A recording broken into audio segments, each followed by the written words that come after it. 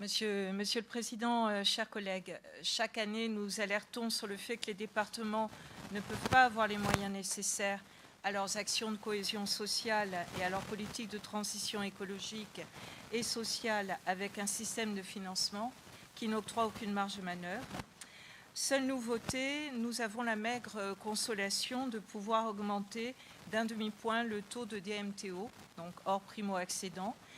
13,5 millions d'euros, ce n'est pas rien pour cette année, mais c'est évidemment peu pour arriver à compenser la perte de 200 millions d'euros. Donc, nous formons aussi le vœu que Madame Vautrin, ministre du Travail, de la Santé, des Solidarités et des Familles, respecte son accord de principe donné il y a peu à l'ADF pour une prise en charge à 50-50 entre départements et État de l'APA et de la PCH pour 2027, si ce gouvernement tient. Mais tout cela laisse un goût amer de ne pas être en capacité d'être suffisamment à la hauteur des enjeux. Alors bien sûr, nous avons toutes et tous ici fait les efforts nécessaires pour remettre sur de bons rails les perspectives budgétaires départementales.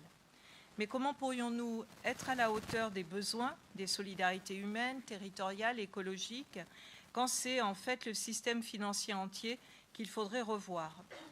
Comment en 2025 sommes-nous encore en train de chercher des points de croissance et de PIB et une reprise de la consommation, nous laissant espérer une dynamique des recettes de TVA, alors que nous savons depuis des décennies qu'une croissance infinie dans un monde aux ressources limitées mène forcément dans le mur. Tout exercice de prospective, poussé ou non, devrait intégrer le coût de l'inaction climatique et de l'effondrement de la biodiversité. Pour l'inaction climatique, si l'on doit parler en points de PIB, c'est une perte qui est estimée entre 7% et 23% à l'horizon 2100. Pour la biodiversité, c'est 500 milliards de dollars par an d'ici 2050, voire bien plus si on prend en compte les avantages qui découlent de la conservation de la biodiversité et de la nature pour la génération future. Et cela ne peut simplement se calculer en termes de sinistrabilité. L'écologie plus tard, c'est toujours l'écologie trop tard. Alors que nous propose le gouvernement, eh bien, par exemple, il nous propose de faire des économies en mettant un coup d'arrêt au photovoltaïque en toiture et en ombrière, avec sa décision de baisser les aides aux installations de moins de 500 kW crête. Et cette décision, elle est d'autant plus choquante alors que le gouvernement continue de promouvoir massivement le nucléaire sans la moindre limite budgétaire.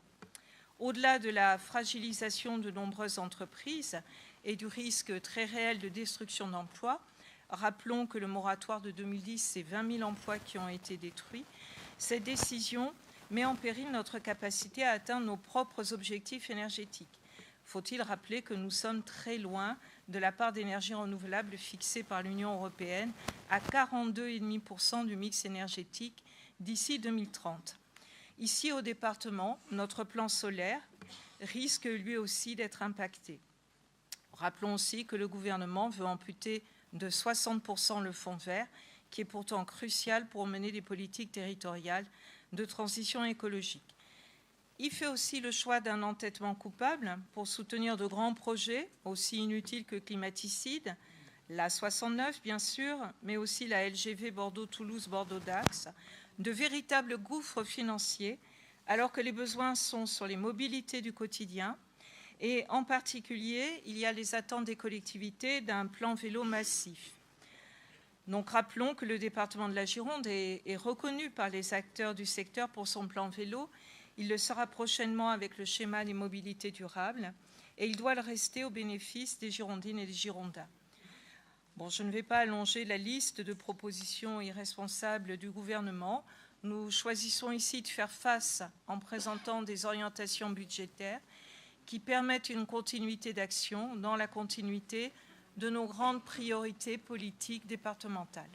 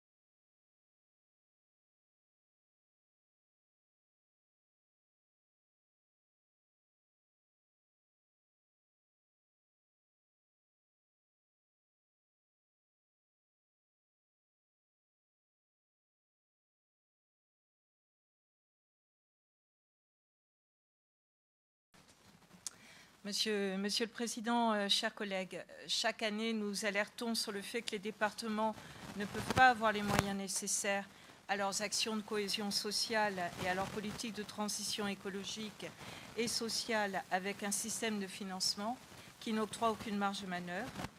Seule nouveauté, nous avons la maigre consolation de pouvoir augmenter d'un demi-point le taux de DMTO, donc hors primo-accédant. 13,5 millions d'euros, ce n'est pas rien pour cette année, mais c'est évidemment peu pour arriver à compenser la perte de 200 millions d'euros. Donc, nous formons aussi le vœu que Madame Vautrin, ministre du Travail, de la Santé, des Solidarités et des Familles, respecte son accord de principe donné il y a peu à l'ADF pour une prise en charge à 50-50 entre départements et État de l'APA et de la PCH pour 2027, si ce gouvernement tient. Mais tout cela laisse un goût amer de ne pas être en capacité d'être suffisamment à la hauteur des enjeux. Alors bien sûr, nous avons toutes et tous ici fait les efforts nécessaires pour remettre sur de bons rails les perspectives budgétaires départementales. Mais comment pourrions-nous être à la hauteur des besoins, des solidarités humaines, territoriales, écologiques, quand c'est en fait le système financier entier qu'il faudrait revoir ? Comment en 2025 sommes-nous encore en train de chercher des points de croissance et de PIB et une reprise de la consommation, nous laissant espérer une dynamique des recettes de TVA, alors que nous savons depuis des décennies qu'une croissance infinie dans un monde aux ressources limitées mène forcément dans le mur. Tout exercice de prospective, poussé ou non, devrait intégrer le coût de l'inaction climatique et de l'effondrement de la biodiversité. Pour l'inaction climatique, si l'on doit parler en points de PIB, c'est une perte qui est estimée entre 7% et 23% à l'horizon 2100. Pour la biodiversité, c'est 500 milliards de dollars par an d'ici 2050, voire bien plus, si on prend en compte les avantages qui découlent de la conservation de la biodiversité et de la nature pour la génération future.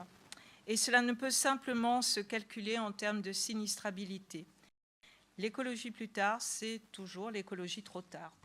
Alors que nous propose le gouvernement, eh bien, par exemple, il nous propose de faire des économies en mettant un coup d'arrêt au photovoltaïque en toiture et en ombrière, avec sa décision de baisser les aides aux installations de moins de 500 kW/crête. Et cette décision, elle est d'autant plus choquante alors que le gouvernement continue de promouvoir massivement le nucléaire sans la moindre limite budgétaire. Au-delà de la fragilisation de nombreuses entreprises et du risque très réel de destruction d'emplois, rappelons que le moratoire de 2010, c'est 20 000 emplois qui ont été détruits, cette décision met en péril notre capacité à atteindre nos propres objectifs énergétiques. Faut-il rappeler que nous sommes très loin de la part d'énergie renouvelable fixée par l'Union européenne à 42,5% du mix énergétique d'ici 2030. Ici, au département, notre plan solaire risque lui aussi d'être impacté. Rappelons aussi que le gouvernement veut amputer de 60% le fonds vert, qui est pourtant crucial pour mener des politiques territoriales de transition écologique. Il fait aussi le choix d'un entêtement coupable pour soutenir de grands projets, aussi inutiles que climaticides, la 69 bien sûr, mais aussi la LGV Bordeaux-Toulouse, Bordeaux-Dax, de véritables gouffres financiers, alors que les besoins sont sur les mobilités du quotidien. Et en particulier, il y a les attentes des collectivités d'un plan vélo massif. Donc rappelons que le département de la Gironde est reconnu par les acteurs du secteur pour son plan vélo. Il le sera prochainement avec le schéma des mobilités durables et il doit le rester au bénéfice des Girondines et des Girondins. Bon, je ne vais pas allonger la liste de propositions irresponsables du gouvernement. Nous choisissons ici de faire face en présentant des orientations budgétaires qui permettent une continuité d'action dans la continuité de nos grandes priorités politiques départementales.